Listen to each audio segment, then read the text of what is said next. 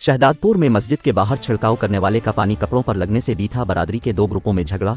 कुल्हाड़ियों के हमले से 3 अफराद शदीद जख्मी। जख्म भाई का सुनकर एक खातून जाँ बहक।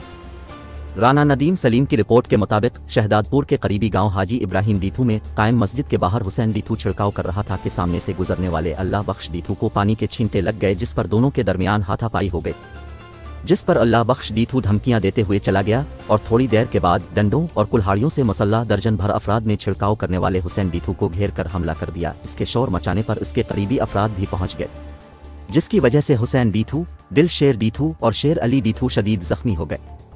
जख्मियों को फौरी तौर पर समिस अस्पताल शहदादपुर लाया गया, जहां डॉक्टर्स ने इब्तिदाई तिब्बी इमदाद के बाद हैदराबाद अस्पताल रेफर कर दिया।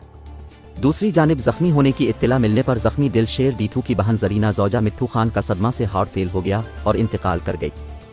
इस वाक़ये के खिलाफ अल्लाह बचीव डीथू, गुलाम हुसैन डीथू, नियाज हुसैन, गिलजमान, अख्तर अली शेर डीथू और दीगर ने एहतजाज करते वाक़ये में मुलव्वस मुल्ज़िमान के खिलाफ कानूनी कार्रवाई करने और जख्मियों को तहफ़्फ़ुज़ फराहम करने का मुतालबा किया है।